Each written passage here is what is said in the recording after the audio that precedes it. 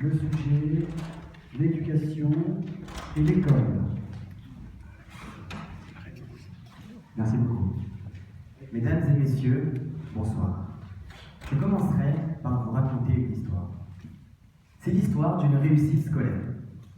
Lors de l'année 2008-2009, Anne Anglaise, professeure d'histoire-géographie au lycée Léon Blum, à Créteil, en banlieue parisienne, propose à la pire classe de seconde du lycée de participer au concours national de la déportation et de la résistance.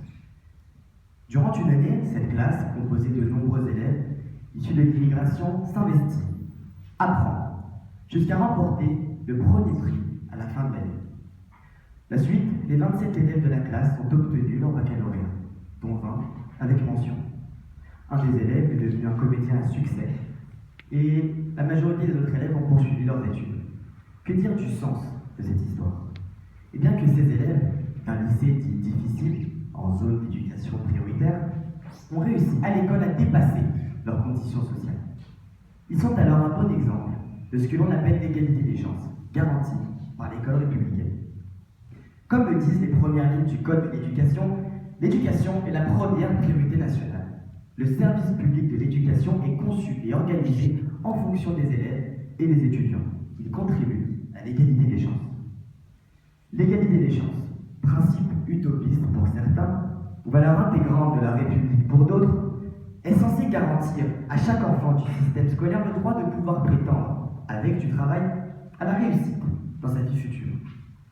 Alors à première vue, il paraît évident que les origines sociales des élèves leur offrent un bagage pédagogique relativement différent. L'enfant d'un couple de cadres supérieurs part forcément avec un avantage sur son camarade dont les parents ont ouvert un livre depuis la nuit des temps, ou sur son camarade issu de l'immigration dont les parents ont encore quelques difficultés à maîtriser la langue de Camus ou Hugo. C'est là que l'école joue un rôle majeur. Dès le plus jeune âge, l'école doit gommer les origines sociales afin que chaque élève puisse s'épanouir et jouir du même apprentissage que tous les autres élèves. Ainsi, l'éducation nationale, par ses infrastructures, par la volonté de ses professeurs et par sa détermination, a donné à chaque enfant tous les outils dont il aura besoin pour réussir sa vie d'adulte épanouie. Si possible, applique ce principe d'égalité des chances. Dès que l'enfant entre dans l'arène du combat scolaire, il importe peu qu'il vive dans un HLM de banlieue ou dans un immeuble haussmannien du centre parisien. Les inégalités sociales supprimées, le cadre d'apprentissage est idéal pour éduquer les enfants qui formeront la société de demain. Car quand l'éducation est défaillante dans le cadre familial, l'école a également pour fonction de pallier ces carences. Reprenons l'exemple de la classe du lycée Léon Blum. La majorité des 27 élèves étaient issus de l'immigration. Leurs parents n'étaient donc pas capables, a priori, d'accompagner leurs enfants dans leur parcours éducatif. Mais c'est grâce à la détermination et à l'impulsion de leurs professeurs d'histoire qu'ils sont parvenus à surmonter les obstacles auxquels ils étaient confrontés pour finalement obtenir des résultats bien différents de ceux que l'on aurait pu leur prêter initialement. Cet exemple montre bien l'influence que l'école peut avoir et se doit d'avoir sur la vie d'enfants défavorisés et surtout la capacité qu'elle a d'offrir à chaque élève sa chance. Alors bien sûr, ne soyons pas naïfs. Les inégalités sociales sont suffisamment creusées de nos jours dans notre pays pour que l'origine sociale de l'élève lui offre un accès relativement différent à la culture, à l'apprentissage extérieur. L'intérêt pour les études n'est bien sûr pas le même dans tous les foyers. Mais une nouvelle fois, l'école idéale est encore là pour réduire ces inégalités. Les professeurs les plus courageux organisent des sorties, des activités de découverte, adaptent leur pédagogie aux élèves qu'ils ont face à eux et de ce fait, contribuent au modèle de l'égalité des chances. Cependant, si l'école offre idéalement à chacun une chance de réussir, cela exige en retour que l'élève saisisse cette opportunité, et ce quelle que soit son origine. Car qu'il soit issu de la plus haute classe de la société ou de la plus basse, s'il ne travaille pas, alors la tâche sera plus rude que jamais. Si les élèves de cette classe de Créteil sont parvenus à remporter ce concours, c'est parce qu'ils ont sacrifié des heures et des heures de leur temps libre pour les consacrer à l'apprentissage. Quand j'évoquais la volonté d'enseigner des professeurs, cela vaut également pour les élèves qui doivent eux aussi faire preuve de motivation pour réussir. Car que l'enfant avantagé reçoive des heures et des heures de cours supplémentaires n'aura finalement que très peu d'influence sur sa scolarité, si ce dernier ne travaille pas en retour.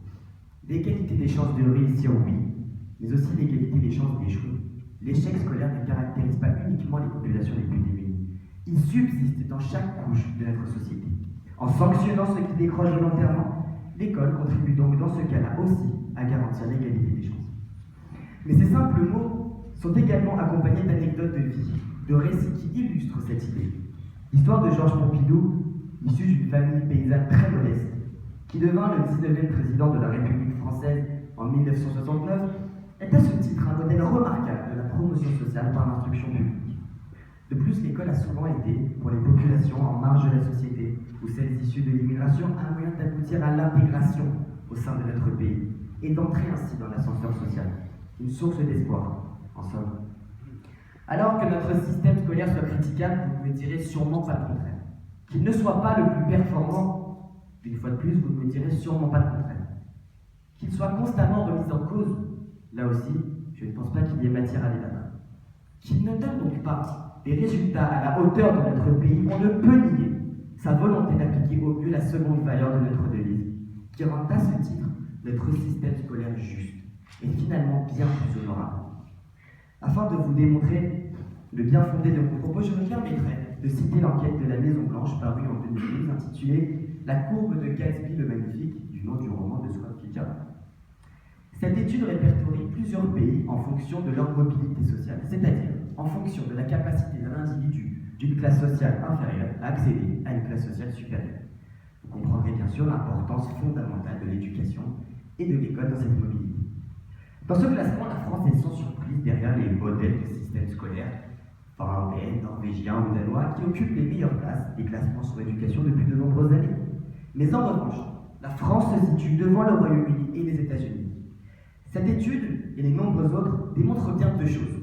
Oui, notre système scolaire est imparfait. Les multiples réformes mises en place pour le transformer en témoignent. Mais oui, notre système scolaire conserve une grande force, celle qui fait l'objet de mon propos, la volonté de garantir l'égalité. Évidemment, cette égalité des chances est garantie en théorie. La réalité est bien sûr bien plus complexe. Quand des enfants, encore plus jeunes que moi, clament haut et fort dans leur salle de classe que finalement, ils avaient bien cherché Charlie Hebdo, non? Et puis le 11 septembre, c'était pas un complot, ça d'abord? Je comprends que l'école est défaillante sur notre territoire et qu'elle doit plus que jamais s'efforcer d'appliquer l'égalité des chances. Car qu'on le veuille ou non, c'est en éduquant nos enfants que nous combattrons les discriminations qui gangrènent notre pays. Et car oui, il existe des exemples montrant que la promotion sociale par l'école n'est pas qu'un modèle utopiste.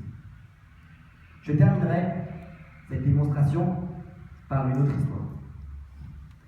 L'histoire d'une famille vivant en Algérie, venue s'installer dans une cité d'Orly à l'issue de la guerre d'Algérie. Dans un pays qui n'était pas le leur, mon père et ses 8 frères et sœurs n'ont jamais pu compter sur l'aide de leurs parents, analphabètes, nés dans des villages marocains où l'accès à l'eau et à l'électricité est de nos jours toujours aussi difficile. Mon père et ses frères et sœurs sont donc rendus à l'école républicaine. Ils ont travaillé et ils ont saisi l'opportunité qui leur était offerte. Ils ont cru en eux, en leur chance, pour finalement permettre à un de leurs enfants de raconter leur histoire lors d'un concours d'éloquence dans une mairie d'arrondissement parisienne 40 ans plus tard. Voilà pourquoi je crois que l'école doit garantir à tous l'égalité des chances. Pour que n'importe quel enfant, quelle que soit sa religion ou son origine ethnique et sociale, puisse croire en lui, en sa chance de réussir. Pour que malgré nos différences, nous soyons libres, nous soyons égaux, nous soyons fraternels et unis. Pour que l'espoir continue d'exister et pour que la France et son école, selon son dogme, continuent d'appliquer les principes à la base de notre société. Les hommes naissent et demeurent libres et égaux en droit. Je vous remercie.